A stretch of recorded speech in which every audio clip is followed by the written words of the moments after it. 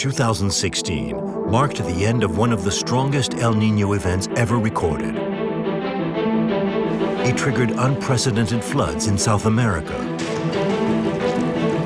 Northern Europe witnessed heavy flooding too. But all that was to change several months later as the planet experienced the hottest August on record. Extreme droughts in several regions sparked massive wildfires. The high surface temperature of the oceans fueled severe storms in the Atlantic and the Pacific. We had, for the first time in the Atlantic, 2 intense hurricanes at the same time that had not been seen before. We can predict those storms, but we still can't foresee one of the planet's most lethal natural disasters: earthquakes. We've seen a number of medium-sized disasters which may cost billions to tens of billions of dollars. Using only professionally shot footage capturing the heart of the action, this film presents the major natural disasters of 2016, from the least deadly to the most dramatic.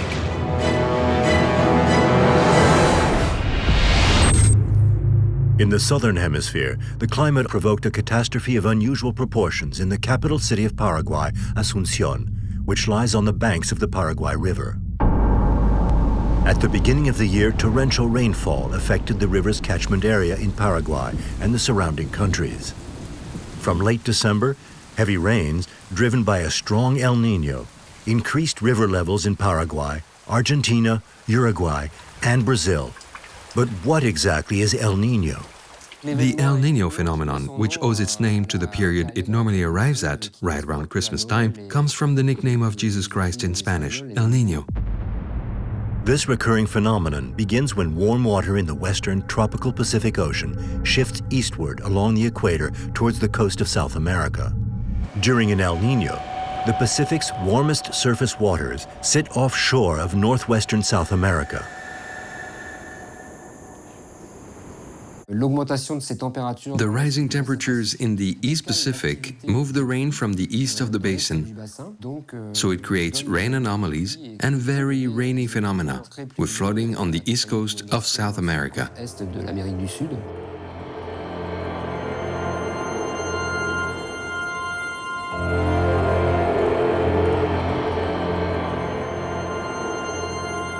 In Asunción at the beginning of January, flooding forced over 150,000 people from their homes. Parts of Asunción had already been experiencing flooding since November. By mid-December, the levels of the Paraguay River had reached over 20 feet, the highest of the year at that time, and well above the 18 feet considered to be the critical stage.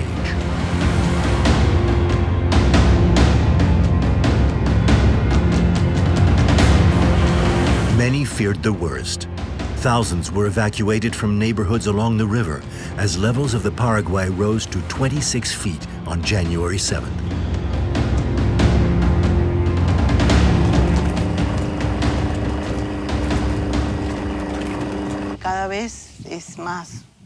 Every year, the flooding gets worse.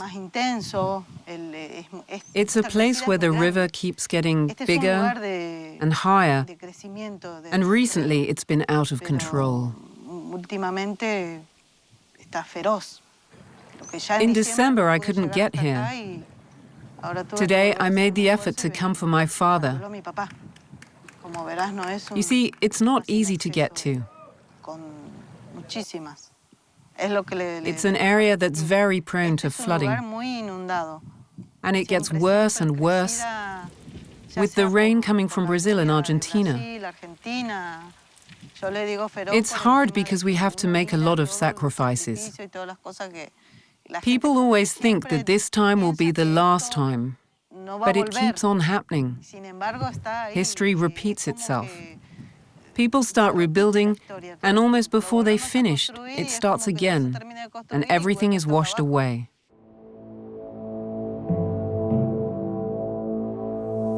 My father has his whole life here, his animals, his family. He doesn't want to leave.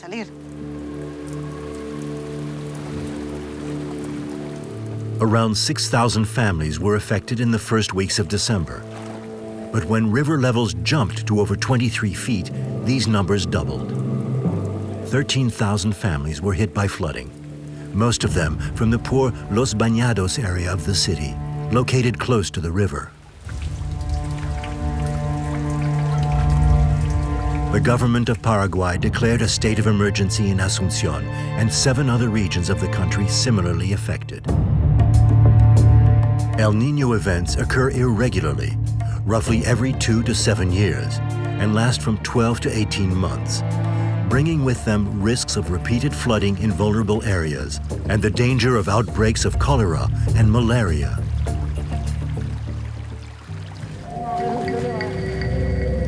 At least 200 pylons were damaged in the rains, leaving thousands without electricity. And 4 people were killed by falling trees in what has been called the worst flooding in 50 years.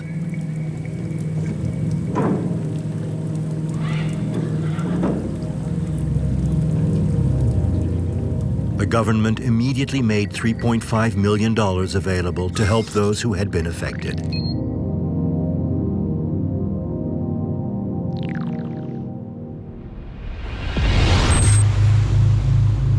As the climate changes and gets warmer, ocean temperatures also increase. And warm oceans fuel hurricanes and typhoons. In 2016, Taiwan was particularly badly hit by typhoons, just as new research pointed to the fact that the power of these destructive storms has increased by 50% over the past 40 years. The Pacific typhoon season started late in 2016, with the first named tropical storm, Napartak, only developing on July 3rd. The storm began its life as an area of low pressure over the eastern Caroline Islands on June 30th. On July 5th, it was upgraded to typhoon status. By the end of the day, with sea temperatures over 30 degrees Celsius in the Philippine Sea, Napartak was declared a super typhoon. It reached peak intensity near Taitung on the southeast coast of Taiwan, with wind pressure at 900 millibars and maximum sustained winds of 125 miles per hour. Napartak crossed over Taiwan on July 7th.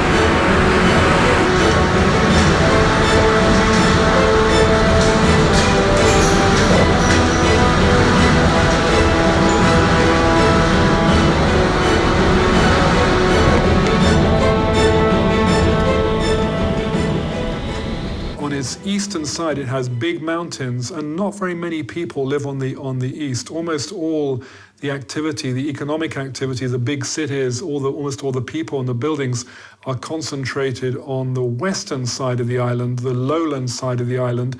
And most typhoons, they come from the direction of the southeast, and so they tend to hit the mountains first. Napartak caused 3 deaths in Taiwan, but went on to cause 83 deaths in China, and a total of $1.5 billion worth of damage. 3 months later, a second typhoon hit Taiwan. Named Miranti, it was the strongest tropical cyclone worldwide in 2016, and one of the most intense tropical cyclones on record. The storm formed west of Guam in the western Pacific Ocean. On September 11th, it was upgraded to typhoon status, rapidly intensifying on September 12th and becoming a Category 5 super typhoon with maximum sustained wind speeds recorded at 150 miles per hour and and a minimum barometric pressure of 890 millibars. Naranti clipped the southern end of Taiwan.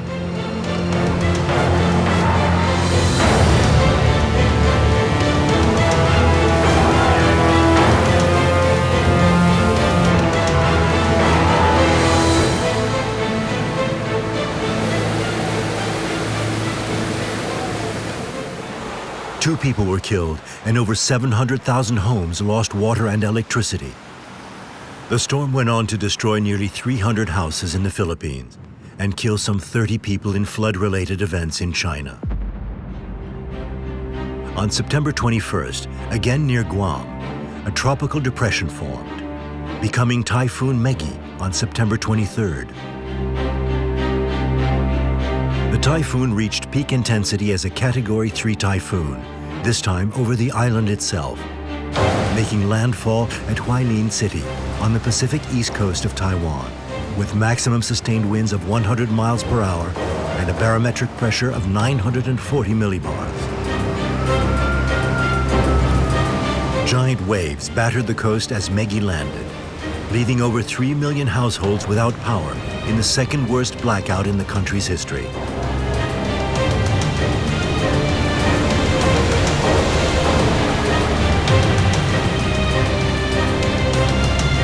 However, given the size of the waves, the damage was not nearly as bad as it could have been.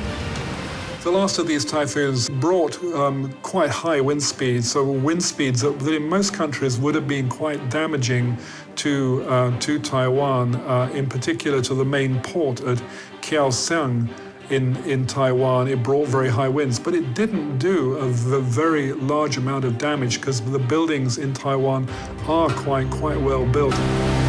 As the storm's eye passed over the island, the winds changed direction. Meggy forced more than 14,000 people to evacuate to government shelters from mountainous areas near the coast. Even though Taiwan and southern China are well prepared for such events, 91 people died, and the total cost of these extremely destructive typhoons has been estimated at $1.25 billion. Researchers are warning that these giant storms will become even stronger in the future, threatening the large and growing coastal populations of Pacific nations.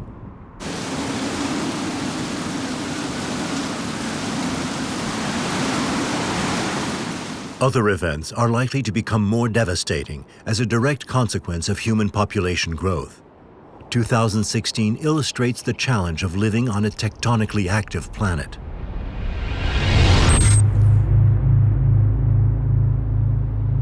The Pacific Ocean is circled by a network of tectonic fault lines and volcanoes known as the Ring of Fire. To the northwest of this ring are Honshu and Kyushu, Japan's most populated islands, which lie at the junction of several plates. The Philippine Plate collides with several Eurasian plates, creating a fault line that loops under the islands from southwest to east.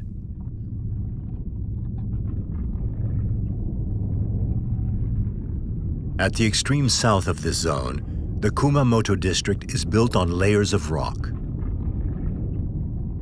Every year, dozens of tremors are felt in this area. In April 2016, a series of earthquakes hit the Kumamoto area, including a magnitude 7 main shock on April 16th.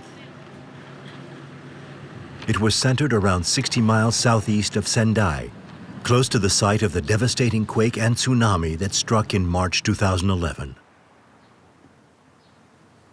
These earthquakes in Kyushu, they weren't located on the subduction zone plate boundary. They were located on a zone where there's a lot of active faulting running down the middle of Kyushu. Roads were damaged and thousands of homes were destroyed in the earthquake. Between the 14th and the 20th of April, the area experienced more than 600 aftershocks, including 2 very strong ones. 15,000 soldiers from the Japan Self-Defense Forces joined relief efforts. The main priority we have at the moment is looking for people and saving them. And to be honest, it's been very frustrating. because we can't do anything at all for the moment. The aftershocks keep continuing. We need to be very careful because nature isn't making us feel very optimistic.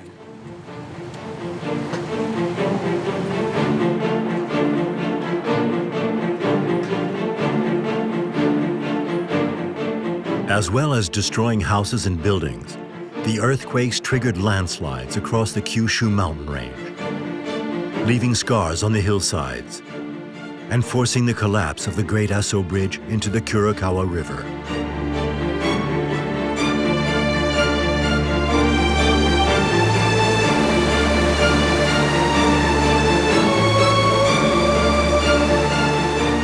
This was an unprecedented event in the area's living memory.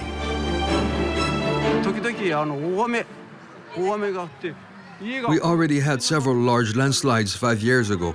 They were declared national disasters and they caused a lot of damage.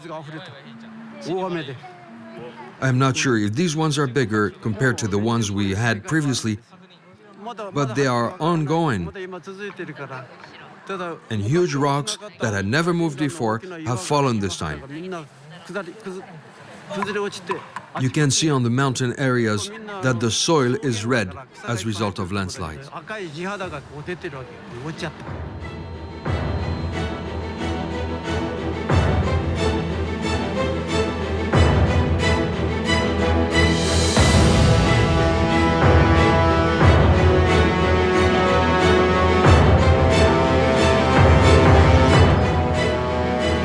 On April 17, Japan's Prime Minister Shinzo Abe mobilized 3,000 personnel from the Air Force to help local authorities reach impacted areas. I am part of one of the search and rescue teams. At the moment, we are looking for people who have disappeared. It is the first time that we have seen an earthquake and a landslide of this size. Since I arrived here, we have found 4 people. One person is still missing, so we are going to search all night.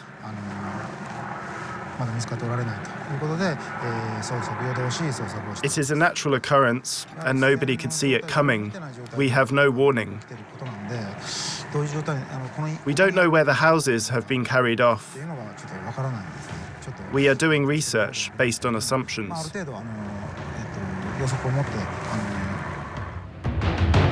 Time is running out to find survivors. The team prepares for a sleepless night.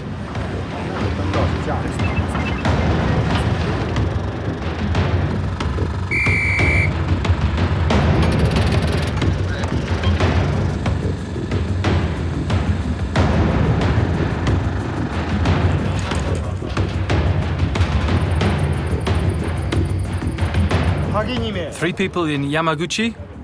They haven't arrived yet? They've already gone down there. They've already gone down. And the last one? Our one?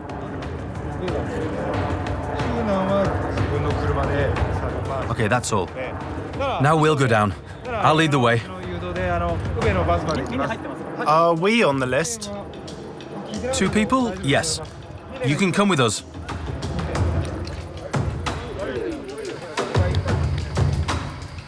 Dozens of people were pulled from the rubble in a desperate effort to find survivors before the forecast rains began.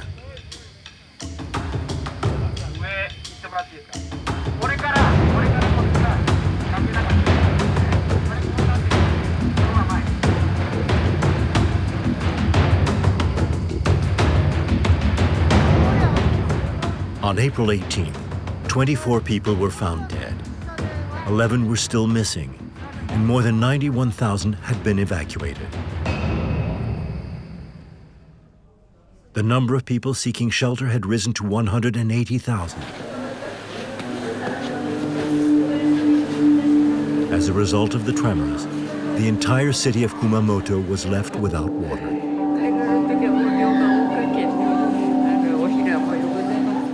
By April 19th, the continuing aftershocks drove even more local inhabitants to sleep in their cars stadiums, and open spaces.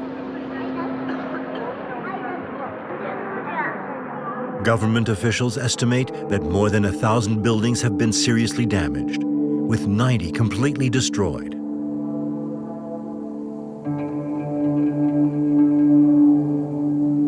The epicenter of the first one was at Mashikimachi, and then the second earthquake was in the Aso region.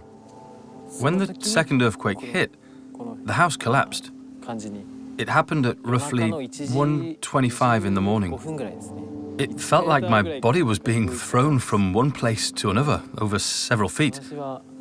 I was just there, where the table in the living room is, under the clock. I was sleeping under the table because I thought it would be safer and that it would protect me if something fell on top of me. That part was 2 stories high, and underneath there was the garage and my bedroom. It's terrifying to think what might have happened to me if I'd been in my bedroom at the bottom. The car was squashed like a pancake. For the last 5 years, once a year we have an earthquake of about 3 or 4 magnitude. I think it was a sign, a warning sign. Although the focus of the earthquake was underneath Mount Kimpu, to the northwest of Kumamoto city center, the worst-hit areas were Mashiki and Mikubo in the eastern suburbs. On the 21st of April, as feared, bad weather arrived, adding to the rescue team's difficulties. Rainwater runs into cracks, bringing with it the risk of provoking landslides on the unstable ground.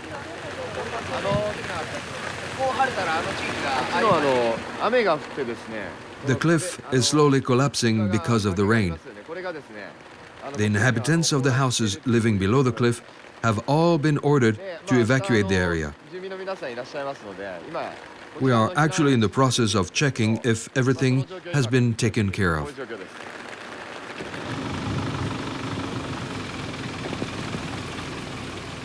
Among the most exposed were the houses around Aso, where the active fault moved the ground 6 feet sideways on April 17th. The building's foundations are now anchored into land that the earthquake has turned to soup. There's nothing we can do, faced with the power of nature.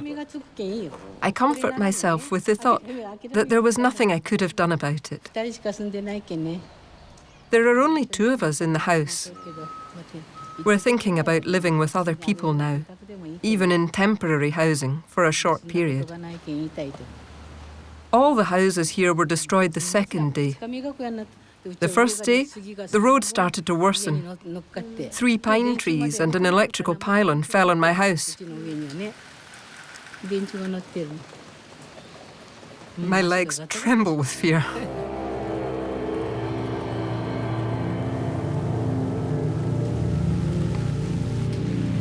Around Aso, solid earth turned liquid, swallowing cars and roads, and even toppling buildings that had been resting on the weakened soil. This liquefaction has been the most destructive part of the disaster. Scientists have long tried to study the phenomenon, but now researchers say that many of their models are flawed and fail to accurately represent real-world conditions.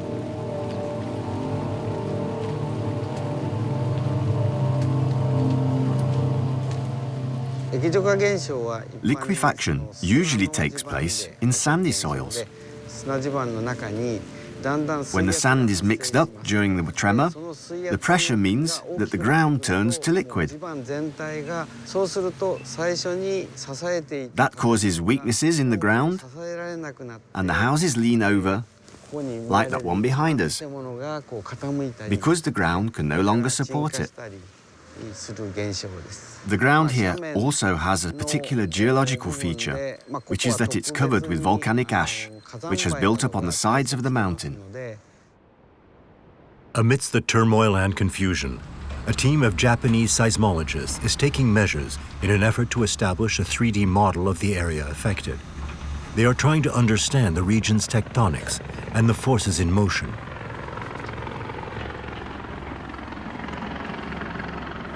If you look at this area over here, you can see that it has turned into a sort of staircase. The ground is very soft. I think that when large parts of the ground slipped, the surface kept on slipping, and it's not often you see a mountain collapse like that. Japan is constantly under threat from new quakes and volcanic eruptions.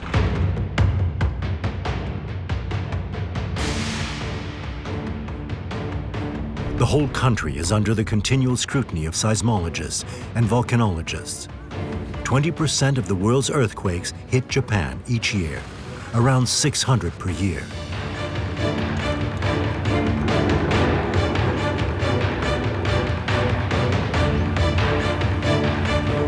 In 2016, another violent quake measuring 7.1 magnitude was felt on November 22nd in northern Japan, near Fukushima, causing more fear than harm.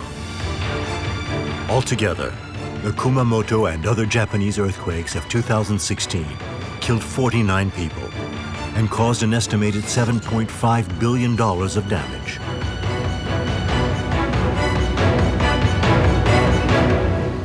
A few months after the Philippine tectonic plate made headlines in Japan, another tectonic plate caused havoc in Italy.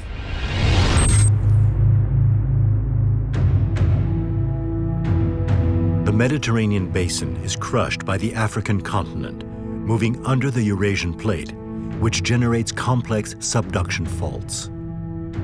Trapped in the middle, the Adriatic plate rotates in an anti-clockwise direction at a rate of 1/10 of an inch per year around the city of Amatrice and the neighboring villages of the Apennine mountain range in central Italy.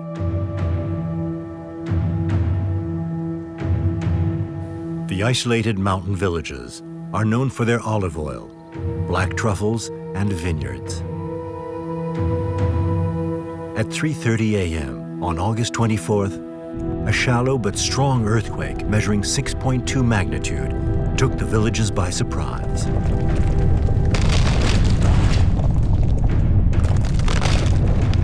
The towns of Arquata, Pretare, and Pescara del Tronto, among others in the region, were badly damaged.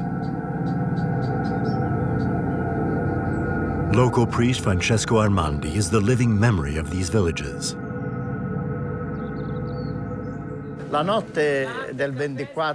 On the night of the 24th of August, at 3:36 to be precise, we heard a loud crash and the ground shook violently.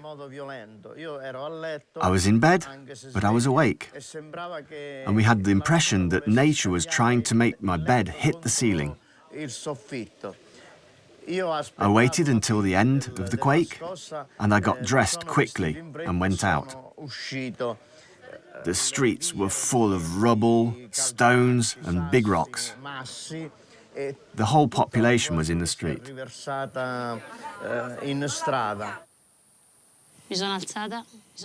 I got up, I put my slippers on and got my son, and even before the first quake was over, we were already on the staircase. At the bottom, we realized that we were in our pajamas at 3 o'clock in the morning.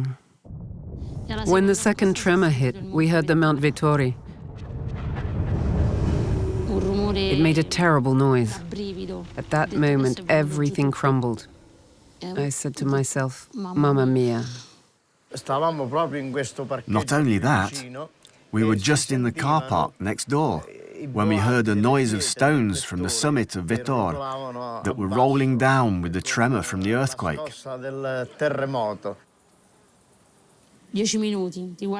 In 10 minutes, you look around you and you see the disaster. My house is still standing, but you can't live in it. It's as though everything has come to an end. And looking at your village that no longer exists is even harder. The school bus arrives here. I've picked my son up here lots of times. I would give him his snack. We'd go to the bakery. That was our life. Simple, basic, but it was our life. It's gone now. I'm sorry. In addition to the loss of human life, some of Italy's important cultural heritage was also destroyed. A church collapsed at Pescarabi. It must have been 1,000 years old, and it's never collapsed before, even though there have been other earthquakes, which must mean that this one was much stronger. These are not the colossal tremors we see at tectonic plate boundaries, where events occur measuring 8 or 9 magnitude. The effects in this region are devastating because the quakes take place near the surface of the crust. These small faults are shallow, causing dramatic shaking above the site of the quake. The truth is, we're just one little dot on the geographical map. In fact, we're just one little star. On the Italian Geophysical Institute site, they mark the epicenter with a star. Over 4,000 people were involved in the search and rescue operations, and 238 victims were pulled alive from the rubble by the timely intervention of the authorities.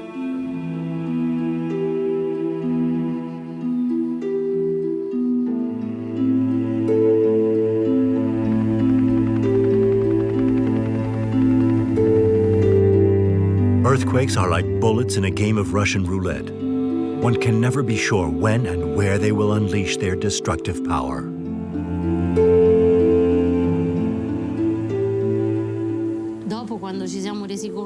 We realized that it was a miracle. Because at Pretari, apart from the damage you can see behind us, nobody died. Nobody was injured. Then we saw Pescara. We rolled up our sleeves and we said, we're still here, we can do something. But what happened in Pescara was unbelievable.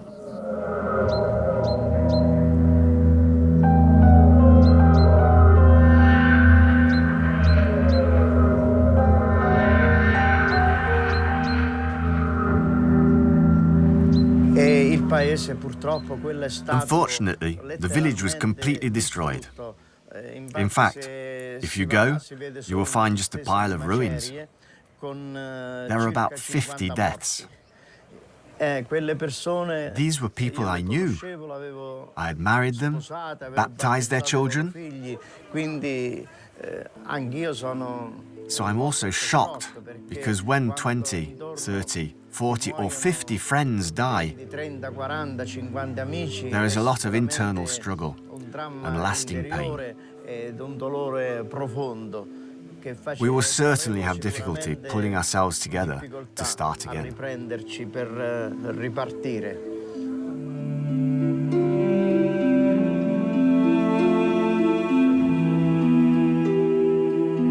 I lived through the earthquakes in 1972, in 1997, and the one in Aquila that we felt here because we are fairly close. But for me, they weren't as strong as this one. This time, it seems the earthquake followed a line, a cursed line. Like Pescara, totally destroyed. But next to it, the village of Vezzano, which is less than half a mile away, was spared completely. Nothing collapsed. So these are phenomena that I, for one, can't understand. Can science explain such bizarre phenomena? The mountains are splitting apart, and you've had a succession of earthquakes running from south to north, one after the other, weeks and months apart, as this set of faults, very well-known faults you can go out and see running across the mountainsides in this region, which have had big earthquakes on them in the past hundreds of years. These faults have been breaking one by one, rupturing further north along the main axis of the Apennine Mountains in Italy. This is neither the first nor the last time that Italy will experience a big earthquake.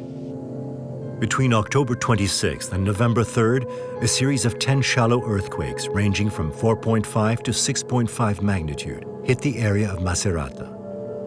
They occurred on an active fault between the area hit by August's earthquakes and Umbria, which suffered in 1997. The process of faulting and destruction continues.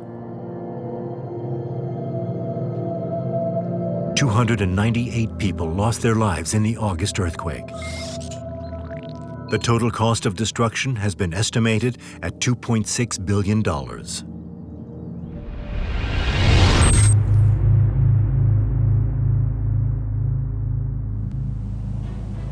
The Pacific Ocean, the largest and deepest ocean in the world, conceals a network of faults caused by plate tectonics.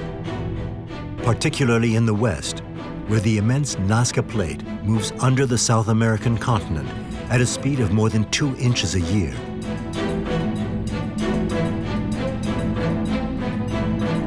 In Ecuador, 60% of the 16 million inhabitants live in coastal areas, including the country's largest city, Guayaquil.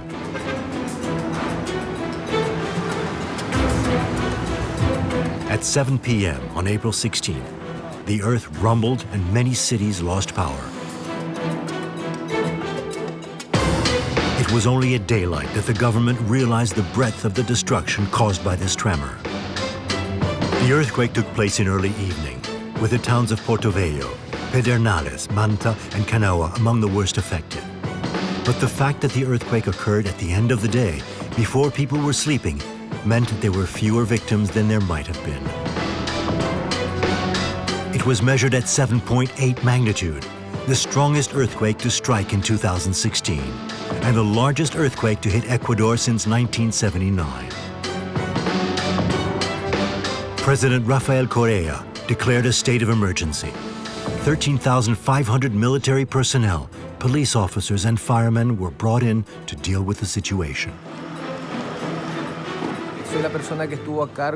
I am the person responsible for the zone that was the worst hit. It's a shopping area that was in full swing when the tragedy happened. The rescuers arrived at all the critical points. For the first 2 hours, the firemen spread out over the whole zone and managed to save victims. There were a lot of survivors. Then we had to look out for the dead bodies. More than 600 people were killed in the provinces of Manabí and Esmeraldas, and over 6,000 were injured. The earthquake happened at a time that, thank the Lord, saved lives. People were still working, they were in the streets. If it had happened an hour later or very early in the morning, it would have been much more complicated. There would have been much more loss of life. It felt like somebody picked my house up and threw it on 40-foot seas, and it was going all over the place, front and back and side to side. The wave arrived when I was at home, and I saw how the mountain could lift itself up. I also saw some of the buildings in town move. I saw the houses opposite rise up, collapse, and rise up again.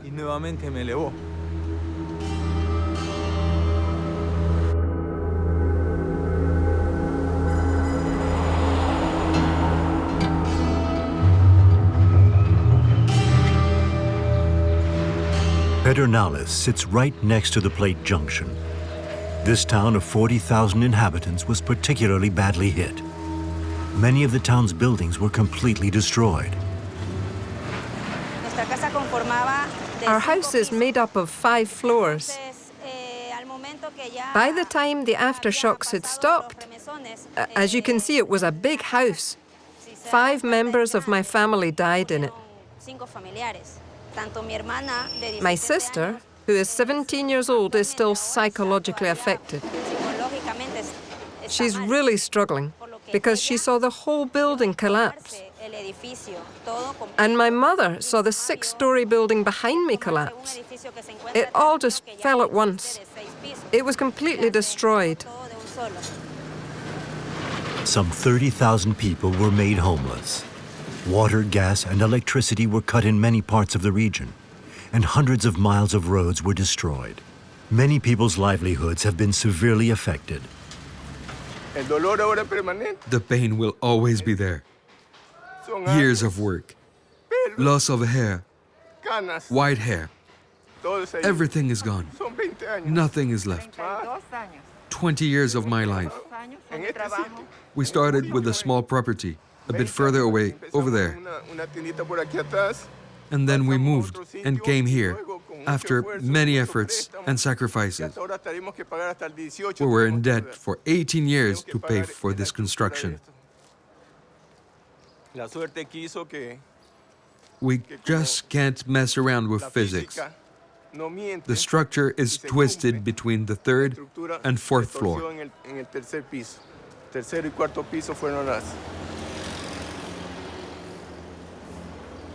People were in shock. Everybody was sitting there watching. I was too. I felt shell-shocked. You know, I was just sitting there and couldn't imagine how something like this could happen.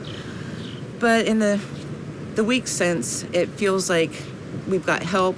We've starting to get some support in the community, some coordination. You know, that's the biggest thing, is trying to coordinate everybody's efforts so we can get this place back on its feet again. Businesses are starting to open, which has been great. People are starting to rebuild their houses, which is great.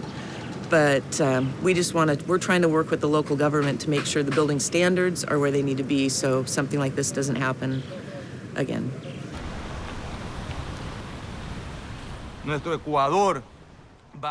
Ecuador, Bahia, and the whole region is a very active seismic zone.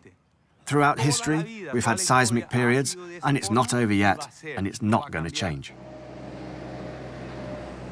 The depth and precise area hit by the April earthquake are typical of those in a subduction zone between two large-sized plates.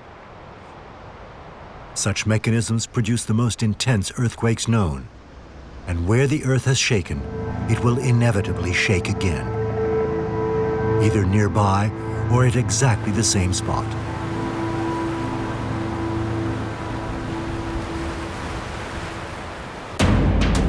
The most recent buildings sustained little damage. Those that fell short of earthquake-resistant standards were destroyed, causing 673 deaths and damage worth $3.3 billion.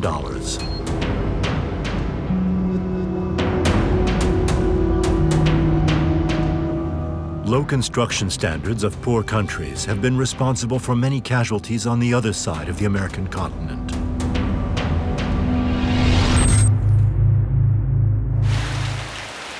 The rain brought by the arrival of the West African monsoon is vitally important for African farmers.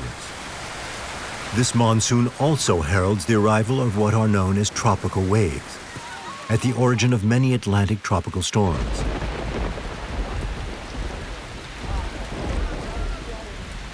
One such wave, which was to become Hurricane Matthew, left the west coast of Africa on September the 22nd. With environmental conditions favoring slow development and thunderstorm activity increasing, the tropical wave proceeded westward across the Atlantic Ocean. Matthew developed into a tropical storm 35 miles southeast of St. Lucia on September the 28th. The storm became a hurricane 190 miles northeast of Curacao on September the 29th, achieving Category 5 intensity the following day at the lowest latitude ever recorded for a hurricane of this intensity in the Atlantic Basin. Hurricane Matthew started moving north and moved north quite slowly. Where it would make landfall remained a mystery. Cuba, Haiti, and Jamaica felt the humid breath of this monster and put coastal areas on red alert. At 7 a.m. on October 4th, Hurricane Matthew hit Haiti with winds of 145 miles per hour, becoming the country's first Category 4 storm since Hurricane Cleo in 1964. Despite preparations, the damage and loss of life on the island were catastrophic. More than 1,000 people were reported killed in the aftermath of Hurricane Matthew, as hundreds of thousands of homes were destroyed.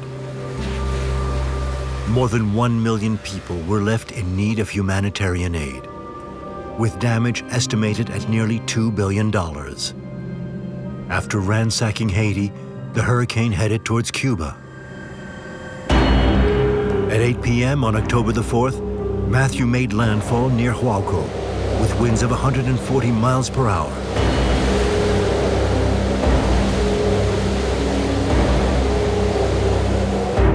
Land interaction with Cuba helped to weaken the storm to a Category 3, though Matthew eventually reattained Category 4 intensity as it moved away from Cuba and towards the Bahamas.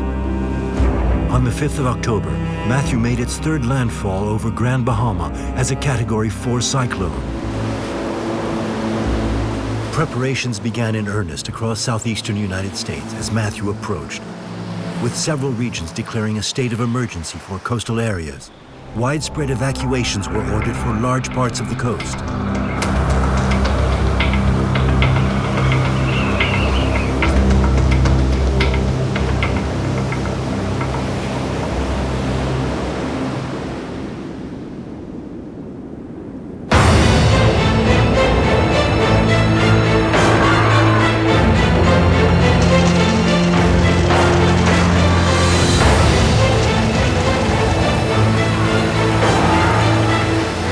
The storm paralleled the southeast coast of the United States over the next 36 hours, gradually weakening while remaining just offshore, before making its fourth and final landfall in South Carolina on the morning of October the 8th as a Category 1 hurricane. Damage was primarily confined to the coasts of Florida and Georgia, but 47 people died in the U.S. in Hurricane Matthew. On October the 9th, Matthew returned to the Atlantic, becoming an extratropical cyclone as it turned away from Cape Hatteras, North Carolina. It's like a story which captures everything from the poorest to the richest, because it hit the poorest country in the region in Haiti, caused huge amounts of damage and loss of life, but then kept moving north. If the track had been 100 kilometers further to the west, there would have been a huge amount of damage in Florida from Matthew. But by the time it did make landfall in the US, it had weakened, and so it was more a flood event than a wind event. So the US was fantastically lucky with Matthew. Haiti was fantastically unlucky. Over 1,500 deaths have been attributed to Hurricane Matthew across the western Atlantic. And with the storm causing damage estimated in excess of $8 billion, it was also the costliest Atlantic hurricane since Hurricane Sandy in 2012. Not all countries are affected by natural disasters in the same way. There are big differences between the first world, between the developed world, where most of insurance is written in richer countries. People tend to build stronger buildings, better buildings. They tend to follow the rules, the code in how they build those structures.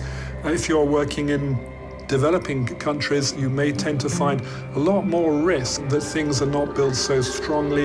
There's more building in the path of floods, for example. There's less protection for people. And so there are very different challenges if you're modeling risk in the first world to if you're thinking about risk in the third world or the developing world, where the consequences of disasters can be much, much more critical to people's lives. 2016 has had its share of disasters. Fires, earthquakes, storms, droughts,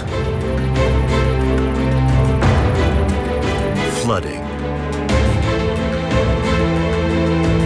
But what percentage of these events can be attributed to global warming? We now have techniques in order to identify what is the cause. It's called attribution studies. So it's done at a number of universities now, where you run the world's climate since 1950 in one version of the Earth where you have the increase in greenhouse gases year by year, and another version of the Earth where there's been no increase in greenhouse gases year by year. And then you run these two versions of the Earth to discover how likely a particular extreme, it could be an extreme drought, it could be extreme rainfall, how likely that is in these two worlds. And that tells you how much climate change, how much global warming is influencing the occurrence of the extremes.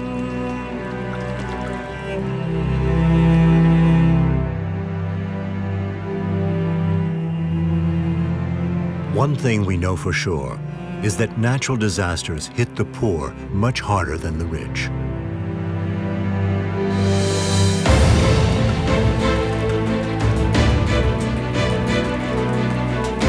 If it can be recognized that global warming is responsible for at least some of the disasters our living planet creates, then we can realize the urgency of approving climate policies that protect vulnerable populations.